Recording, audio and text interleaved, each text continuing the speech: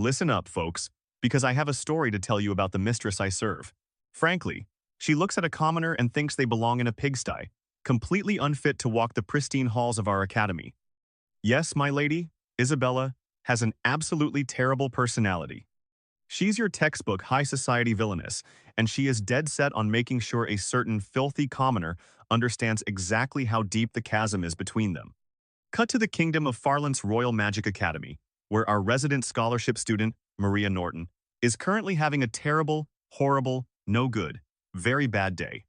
She's sprawled out on the cobblestone, soaking wet, while a group of noble girls giggle behind their hands, sarcastically wondering whatever could have happened to make her look so unsightly.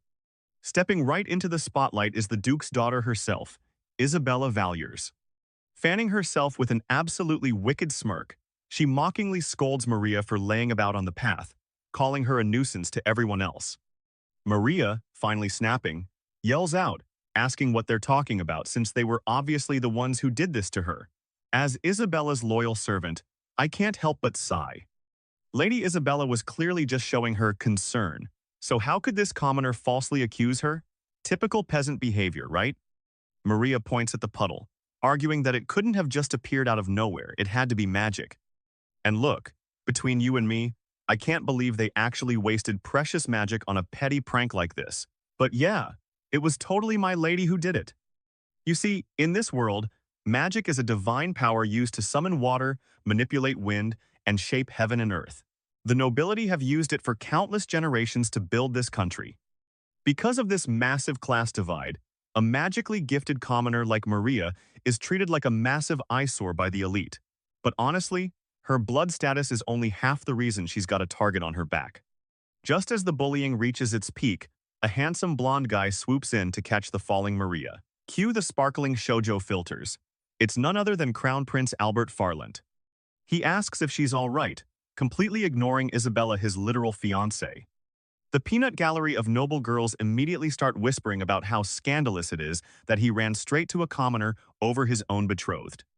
Albert narrows his eyes at the group, mentioning he saw them ganging up on Maria and demanding to know what's going on.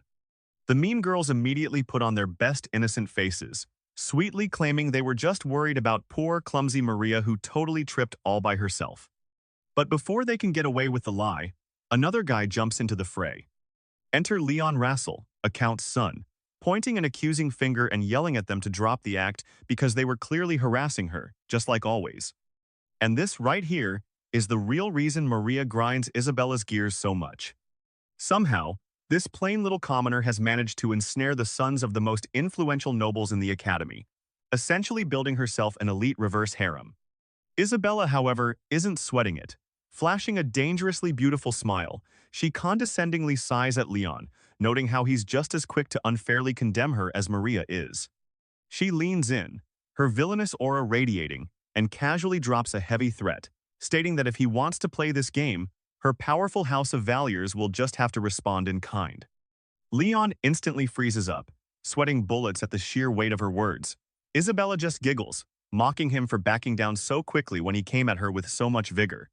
Seeing his buddy get completely verbally destroyed, Prince Albert finally steps up, telling Leon to stand back as he prepares to deal with his own fiancée.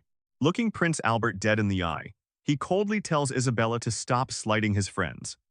Isabella, not missing a single beat, fires back with her signature high society venom, telling the prince that he should be way more careful about who he chooses as friends because hanging around people of such low character naturally drags his own royal reputation through the mud. Maria, finally fed up with the disrespect, snaps back that who she decides to spend her time with is absolutely none of Isabella's business. But before things can escalate into a full-blown screaming match, the academy bell rings out. Isabella immediately drops her hostile facade, replacing it with a sickeningly sweet smile. She notes how time flies and excuses herself, claiming she simply cannot afford to be late for her next class after all. As His Highness's fiancée, maintaining her perfect academic image is of the utmost importance. As her loyal servant, I bow and excuse myself to follow her. But as I turn to leave, I catch Maria staring right at me with a worried expression. I brush it off, thinking I must be imagining things, and follow my lady out of the courtyard. But honestly, I should have known exactly what was coming next. The moment we're in a secluded spot, Isabella completely snaps. With a vicious scream, she buries her fist right into my gut. She completely loses her mind, shrieking about what makes that little tramp so special. And folks, she isn't just throwing normal punches here. She is actively using reinforcement magic, a high-level technique that uses mana to drastically strengthen the physical body. So, yeah, I am getting magically pummeled by a raging noblewoman. She lands a brutal right hook to my jaw, cursing that low-born peasant and worthless upstart, absolutely furious that Maria dared to defy her in public. Then she follows it up with a devastating, glowing kick right to my face, screaming that she is Isabella Valiers, the greatest of all ladies. I collapse into the dirt, violently coughing up blood. You see, this is the hidden reality of serving my lady. On the surface, she's the very picture of beauty, nobility, and grace, cultured and intelligent, just as a duke's daughter should be. But the massive, glaring problem is that the literal instant something doesn't go exactly her way, she violently takes her anger out on whoever happens to be closest, which is always me. Sighing like she just finished a light afternoon workout, Isabella dusts herself off and complains about what a dreadfully dull waste of time this was, before strutting away, leaving me for dead. I'm left bleeding out in the dirt, my vision fading to black as my final conscious thought is that losing this much blood is actually a pretty huge problem.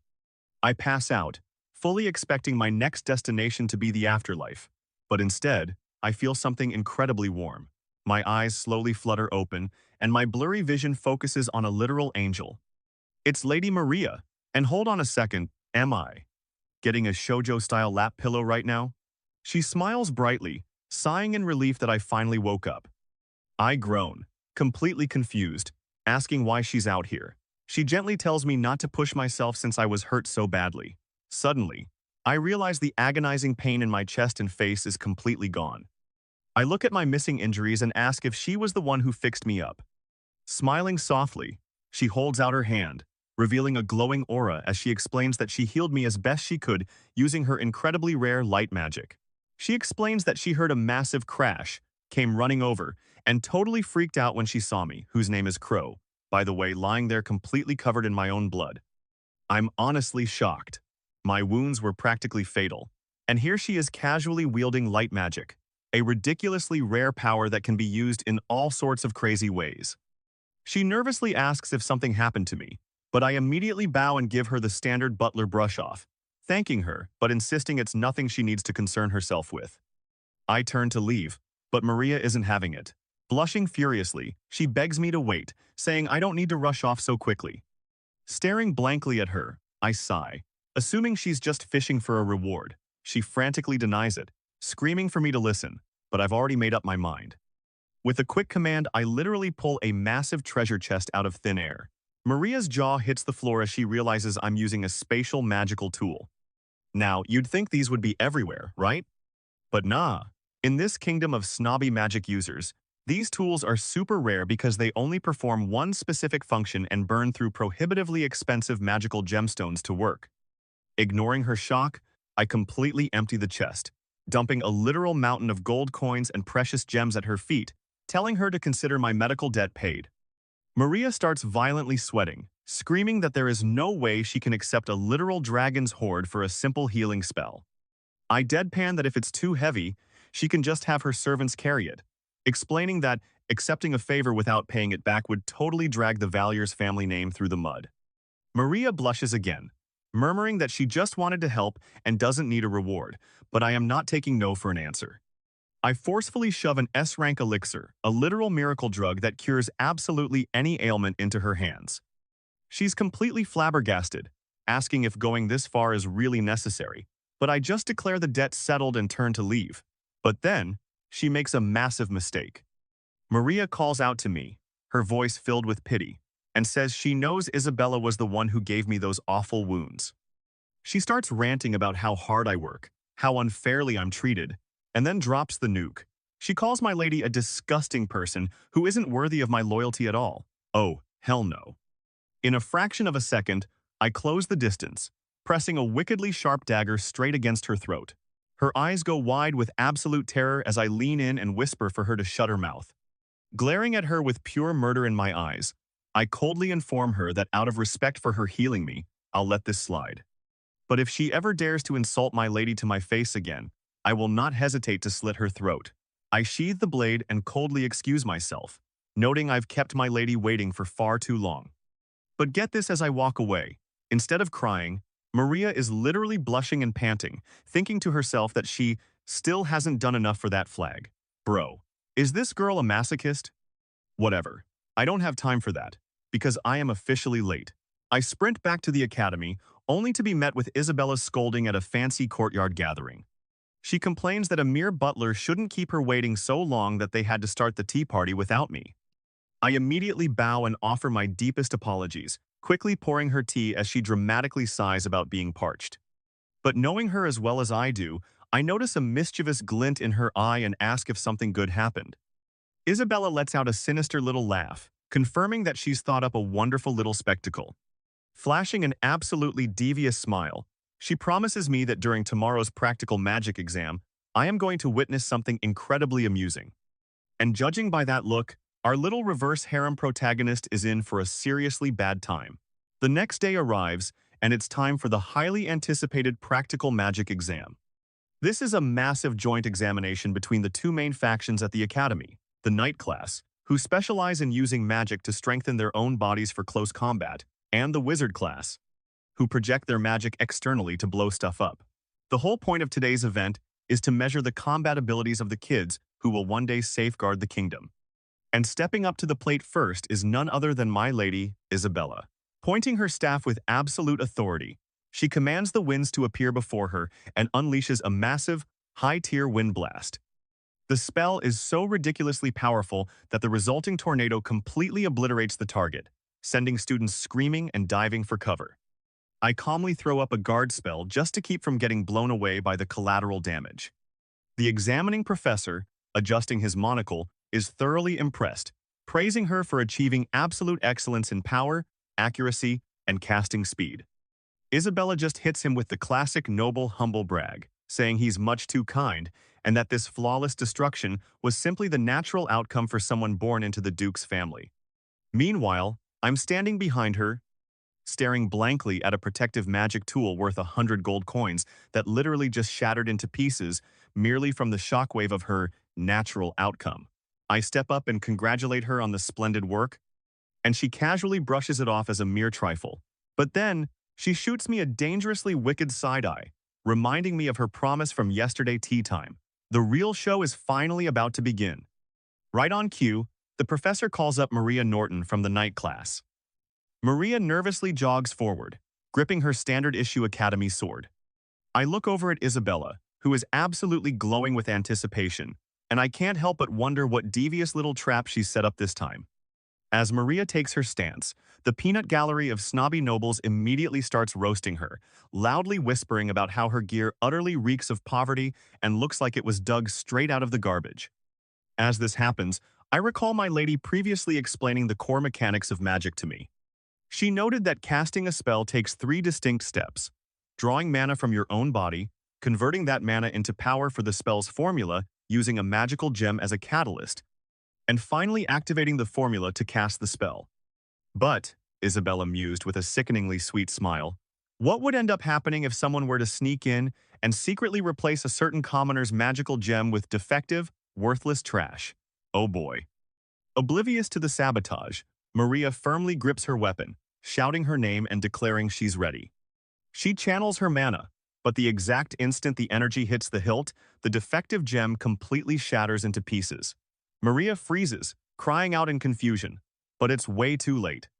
Without a proper catalyst to stabilize the formula, all that raw, condensed mana has nowhere to go. A massive, violently unstable vortex of magical energy erupts around her. Prince Albert and Leon scream from the sidelines in panic, begging her to stop the spell. But Maria is completely helpless, crying out that she can't control it, as she's engulfed by the chaotic blast. Watching her rival get totally swallowed by the out-of-control magic, Isabella completely loses whatever little sanity she had left. She bursts into an absolutely deranged, maniacal cackle, her face twisting into the ultimate villainous grin as she screams that this is exactly what that rotten little tramp gets for crossing her. Honestly? As her loyal servant, As long as my lady is enjoying herself and putting on a wonderful show, I guess that's all that really matters. But as I stand there listening to her unhinged laughter, something suddenly catches my attention. I look down at my feet as a strange, ominous sensation washes over me, leaving me deeply unsettled as I wonder, just what exactly is this feeling? Suddenly, the chaotic vortex of mana snaps into focus. Someone from the crowd screams in terror, asking where this intense, concentrated bloodlust is coming from. And the terrifying realization hits us. The magic isn't just randomly exploding. It's locked on and aiming straight at Isabella. A blinding beam of raw, destructive power shoots across the courtyard. Boom. The explosion kicks up a massive cloud of dust, shattering the ground as students scream and dive for cover. As the smoke finally clears, Isabella is sprawled out in the dirt. I weakly call out, asking if she's all right, and she immediately starts throwing a classic noble tantrum. She complains about her violently ruined outfit, screaming, "Do I look all right to you?" But then, her angry rant completely dies in her throat as her eyes go wide with absolute, paralyzing horror. She stutters, asking what happened to me. The camera pans around, and yeah, I took the hit. My entire back is a mangled, scorched, bloody mess. I stepped right in front of that magical nuke to shield her from the blast. I slowly turn my head, blood violently pouring out of my mouth, and offer my deepest apologies for showing her something so incredibly unsightly. Internally, I'm thinking that taking a point-blank hit from that much condensed mana was obviously going to leave me looking like a burnt piece of toast. But hey, as long as I was able to protect my lady, that's all that really matters, right? Cue the dramatic collapse. I hit the dirt face first, completely unresponsive. Total chaos erupts around my dying body. Prince Albert is screaming for a healer this instant. Students are panicking, and Isabella drops to her knees, frozen in denial. But get a load of Maria. She's watching from afar, gripping her clothes, and instead of feeling an ounce of guilt for literally blowing a hole through my chest, she sheds a tear and mentally curses Isabella, blaming that cunt for ruining things. Talk about severe protagonist syndrome. As my consciousness fades into darkness for the second time in my life, a flood of old memories rushes back. Let me let you in on a little secret. This isn't my first rodeo with death. In my past life, I was a depressed, middle-aged Japanese salaryman, completely shackled to a black company, living a lonely, aimless, miserable existence. One day, while waiting at a crosswalk and lamenting my pathetic life, I locked eyes with a woman across the street who had the exact same dead, lifeless eyes as me. I felt an instant kinship with her, assuming she was a fellow victim of our garbage society. But before we could even say hello, a confused elderly driver plowed their car straight into us. It was a ridiculous, meaningless tragedy, and my miserable life ended right there on the asphalt. The next thing I know, I wake up in a strange bed. I look at my hands, totally confused, and stumble over to a fancy mirror. Staring back at me is a young, bandaged face I don't recognize at all, prompting me to absolutely freak out. But here is the ultimate plot twist, folks. Back in the present, Maria is sitting in the Academy Church getting romantically comforted by Prince Albert, who assures her the explosion was just a silly little accident. Blushing at his handsome face, Maria reveals her own inner monologue. Turns out, she realized she was reincarnated right away. After dying in that exact same ridiculous car crash, yep, she was the depression soulmate from the crosswalk. She woke up as an orphan child in this fantasy world. Looking into a puddle, she recognized her face immediately. She hadn't just reincarnated anywhere. She had been reborn as Maria, the main player character from her favorite otome romance game. That's right. We are literally living inside the world of the dating sim Jewel Prince. And while she gets to live out her ultimate reverse harem fantasy surrounded by hot noblemen, I somehow got dragged along for the ride just to become the villainess's disposable meat shield. Cut to a few days after the explosive practical exam, and things at the Valuer's estate are incredibly tense. Isabella is currently having an absolutely terrible tea time. Taking just one sip, she slams the cup down, calling it utterly rancid. She glares at her trembling maid, asking if she's trying to make a fool out of her and acting stunned that the servant had the gall to serve her literal mud. The maid frantically bows and apologizes, but Isabella, in classic villainous fashion, just splashes the scalding hot tea right into the poor girl's face. Without even thinking, she instantly snaps her fingers and yells for Crow to go brew her a new batch. But instead of me, A generic substitute butler scrambles over, desperately apologizing and asking if he should prepare a new cup. Realizing her mistake, Isabella gets this distant, hollow look in her eyes and quietly tells everyone to leave her alone. Sitting by herself, she frustratedly mutters about how long I plan to just lay around, complaining that it's a butler's ultimate shame to keep his mistress waiting. You see, thanks to the academy healers, I actually managed to survive acting as a human shield against that magical nuke. However, the severe head trauma left me in a deep coma, with doctors warning I might never wake up. Back in the garden, Isabella violently ruffles her perfectly curled hair, screaming at herself and wondering just what is wrong with her. She tries to rationalize her feelings, yelling about why she should even care this much about me in the first place when I'm just a mana-less commoner. She tries to convince herself that I'm merely a disposable pawn on her chessboard, but her tsundere is showing hard as she softly demands I wake up already or face a severe punishment. Meanwhile, back in my quarters, the punishment is already happening inside my own head. I finally snap out of my coma, breathing heavily as I stumble out of bed and look into the mirror. But instead of relief, I start completely freaking out. I stare at my own reflection and scream, asking who the fuck this bandaged guy is. My mind is violently fracturing like a broken puzzle. The modern-day, middle-aged corporate slave persona is directly clashing with my life as Crow. I remember waiting for a traffic light and getting obliterated by a car, but I also clearly remember intercepting a magic blast intended for my lady. Suddenly, modern concepts like automobile and internal combustion engine flood my brain like a Wikipedia page, leaving me completely disoriented. I realize that alongside my life as Crow, I possess the tragic memories of a man from another world who lived and died like absolute garbage, wallowing in despair. This sparks a massive, terrifying identity crisis as I grab my face and ask myself who I actually am. I desperately try to assert that I am Crow, my lady's loyal butler, but the cynical salaryman voice violently pushes back, arguing that I'm just another disposable corporate slave turning like a gear inside a worthless society. The modern persona bitterly laughs off this entire fantasy world, calling it a delusional loony bin, and strictly denies that a mistress who genuinely relies on someone like me could ever possibly exist. Driven to the absolute brink of madness by the conflicting voices tearing my mind in half, I smash my hand against the wall and scream at the cynical voice to shut its goddamned mouth. Panting heavily, clutching my throbbing head, and bleeding through my bandages, I stumble out of my room and down the hallway, desperately trying to fight off the modern-day demons that refuse to disappear from my head. As the agonizing identity crisis violently tears his mind apart, Crow feels like his very existence in this world, the me he has been up until now, is literally starting to melt away into a watery abyss.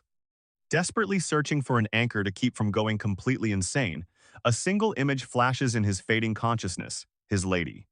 Stumbling blindly through the massive estate, he finally bursts into the rose garden and spots Isabella sitting quietly by herself. His eyes go completely wide with a desperate, feral intensity.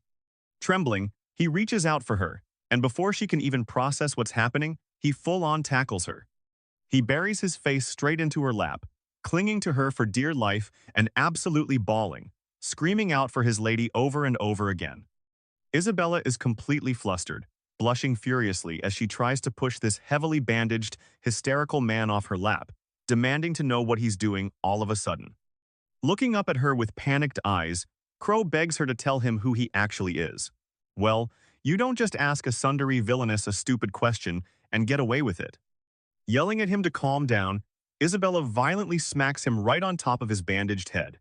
Crow crumples to the grass, groaning that she really didn't need to hit the exact spot where he just suffered massive brain trauma. But Isabella is already going into full lecture mode. She scolds him for leaving his mistress all by herself, only to finally wake up, sprint over, and spout a bunch of ridiculous nonsense. She asks if he truly doesn't know the answer himself, and decides that as his mistress, it's her absolute duty to educate him. Standing up with brazen authority, she points right at him and declares that he is her butler, Crow, and more importantly, he is her personal property. She proudly states that it is no more or less complicated than that, demanding to know if she's made herself perfectly clear. Staring up at this ridiculously unreasonable, impossibly arrogant noblewoman, the cynical modern salaryman voice in Crow's head goes completely silent. A soft smile breaks across his face as he realizes that she certainly has a unique color to her.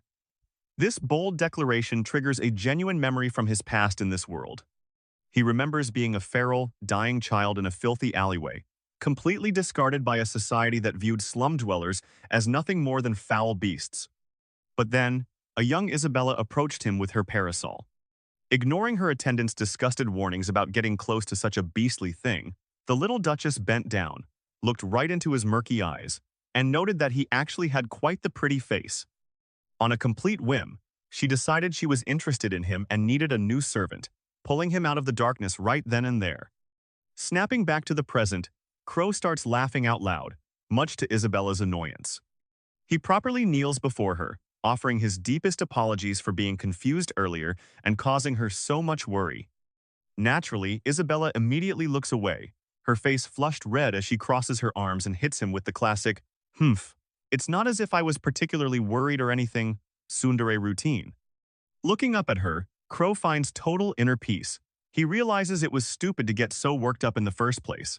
Who he used to be in his past life doesn't matter at all. The modern corporate slave is dead. All that matters now is that he belongs to his lady, and he doesn't need to think about a single thing other than her. And folks, when I say he is fiercely loyal, I mean he will commit actual atrocities for this girl without blinking. Cut to later that night, Crow is standing on a rooftop overlooking the slums, fully dressed in his sharp butler attire. A shadowy spy appears behind him, reporting that their target has been successfully driven into the maze of alleys. Crow acknowledges the report with dead, cold eyes. Even his own inner monologue notes that going this far to harass a fellow student might be a bit much, but he instantly brushes the hesitation aside, stating that his lady's orders are absolute. Down in the dark alleyway below, a terrified and exhausted Maria realizes she's run into a dead end. A group of ugly, grinning thugs corner her, laughing that she's done playing tag and there's nowhere left to run. Maria begs them to stop, crying out in fear, but the thugs just leer at her, promising they aren't going to do anything bad, as they reach out to grab the screaming protagonist, happily cheering that they're going to take her to heaven real soon. Fast forward to that night, and we find Isabella lounging sultrily on her bed in some very high-class lingerie. She beckons me over and demands I tell her exactly what happened to that bitch. Playing to her fantasies, she gleefully speculates, asking if Maria was maybe gang-raped and left for dead, or perhaps she became a servant for some homeless vagrant. Keeping a perfectly straight face, I simply bow and confirm her suspicions. But of course, that's not exactly how things went down. Back in the alley, the thugs are arguing over who gets to go first, but Maria, being the plucky protagonist, isn't going down without a fight. She warns them to stay away, screaming that they won't get away with this. Summoning her magic, a massive spell circle appears as she unleashes her rose-light attack. The holy energy blasts a few of the thugs, knocking them to the ground, but she's quickly overwhelmed. She grits her teeth, realizing that her magic is mostly tailored for healing, and without a sword, she's basically a sitting duck. In an instant, the remaining scumbags swarm her, grabbing her from behind and cheering that they've finally caught her. One of them rips the magic stones from her pouch while another gets handsy, complimenting her beautiful face and body. The situation gets real bad, real fast. They start ripping her blouse open, holding her down as she screams for help. One of the thugs leans in, promising to make her feel good straight away as his hand reaches for her skirt. She's completely pinned, begging for someone, anyone, to save her. One of the creeps leans over her and cackles that nobody is going to come help her. However, he forgot one crucial detail. In the story of this world, Maria is the protagonist. She has plot armor thicker than a castle wall. Suddenly, a flash of black energy slices one of the thug's arms clean off. A shadowy figure appears at the end of the alley, his voice dripping with menace as he asks what the hell these fuckers think they're doing with his woman. Stepping into the light, we meet the ridiculously handsome and dangerous-looking chief of the Wild Fangs, Ralph Margus. With a single cold word die, he moves in a blur, instantly decapitating the entire group of thugs in a bloody whirlwind of steel. The few survivors are absolutely terrified, screaming about why the boss of the Wild Fangs is even here before trying to make a run for it. But Ralph just casually kills them as they flee, not letting a single one escape. With the trash taken care of, he calmly walks over to Maria, sighing about the whole situation as he helps her up and asks what she was doing here. You'd think she'd be traumatized after that near-death experience, right? Wrong. Blushing like she's on a first date, she shyly explains that she was just trying to capture the key event between them, revealing that she literally knew he was going to come and save her all along. This girl willingly walked into a dark alley and almost got assaulted by a dozen thugs just to trigger a romance flag with one of her hot Otome game boyfriends. The dedication is absolutely terrifying. With her romance event successfully triggered, Maria falls into Ralph's arms, crying his name over and over again as he comforts her, promising that she's okay now. She mumbles that she doesn't want him to be scared of the next event and that she'll try to avoid it. But let's be real, she's definitely going to do it anyway. As I watch this touching shoujo moment from the rooftops, I'm absolutely fuming. Why the hell is there a slum boss romance route in this game anyway? Isn't he just some sort of pawn in her game? Later that night, my report to Isabella does not go well. When I tell her that Maria is perfectly safe, Isabella gets this absolutely insane look in her eyes, completely refusing to believe me. A spy reports that Miss Maria returned to her dorm safe and sound just a few minutes ago, and Isabella completely loses it. She delivers a brutal, swift kick right to my jaw, sending me crashing to the floor as I cough up blood. Standing over me with an expression of pure rage, her foot planted firmly on my face, she screams that I'm making a fool of her, and that I am absolutely useless. Back in my room, nursing my new bruises with a healing potion, I ponder how Maria can be so ridiculously lucky. No matter what happens, someone is always there to help her. It's like the entire world is literally protecting her. With my memories from my past life now fully integrated, I finally understand what's happening. According to the manga and light novels I used to read as a salaryman, people who get reincarnated into another world often awaken some kind of broken, overpowered cheat ability. And since I am technically a reincarnator with 0 mana, maybe I have one too. I start desperately trying to awaken it, imagining an overwhelming magical power welling up inside me. I strike a dramatic pose and yell out, "Wind pull," and absolutely nothing happens. I'm not giving up yet. I start throwing out every edgy anime move name I can think of, screaming, "Light burst, dark arrow, fireball, icicle rain." But all that happens is I end up on my hands and knees, sobbing in frustration. Cursing the fantasy novels that lied to me, I decide to try a different approach. I'll use the knowledge from my past life. But after a moment of intense concentration, the horrifying truth dawns on me. My past self was a pathetic corporate slave. The only real skill I have is the art of the perfect, groveling apology, the dogeza. Just as I'm having this soul-crushing revelation, one of the maids walks in without knocking to find me practicing my ultimate apology bow on the floor. She gives me a look of pure pity and mutters about what an incompetent person I am. I look up at her, my face a mask of pure terror, and realize she saw everything. She knows my ultimate secret. "Someone, please kill me now." Just as I'm wallowing in my cringe-induced despair, I realize the maid who caught me, a girl named Ines, is standing right there. I coldly ask her why she's here, reminding her I never gave her permission to enter my room. She apologizes, explaining that she knocked, but when there was no answer, she got worried and decided to come in. My blood runs cold as I ask her a single terrifying question: since when was she watching? She calmly replies that she's been here since I started arranging magic gems, which is a very generous way of describing what I was just doing. She saw the whole damn show, from the cringe spellcasting to the sobbing on the floor. I completely lose it, screaming that she saw me from the very beginning and should have said something earlier. She seems unfazed, gently suggesting that if I needed magic, I could have just asked any of the maids for help at any time. I furiously yell back that that's not the point. I didn't want magic. I wanted a broken, overpowered ability. But seeing the dead look in her eyes, I realize this conversation is going nowhere. I try to play it cool and ask what she wanted, but instead of mocking me, she just bows her head and apologizes. She takes a deep, formal bow and explains that it's their responsibility as maids that they failed to protect Lady Isabella, which ultimately put my life in danger. She begs me to punish them in any way I wish. Ah, so that's what this is about. I realize she was worried about the whole magical nuke incident. I tell her not to worry about it and to stop nagging, but she tries to protest. I cut her off with a sharp, commanding tone, stating that I'll overlook it and asking if she has any objection to my decision. I then decide to reveal the cynical truth about her and the other maids. They are not the ancient, honorable servants of the ducal house of Valiers.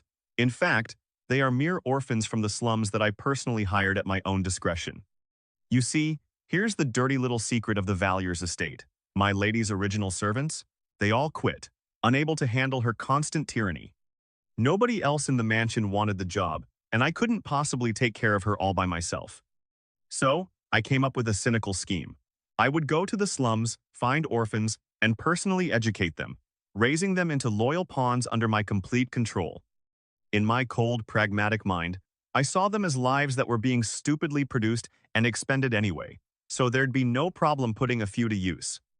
Ainz, having received her answer, bows and prepares to take her leave, but just as she turns to go, I stop her. Wait.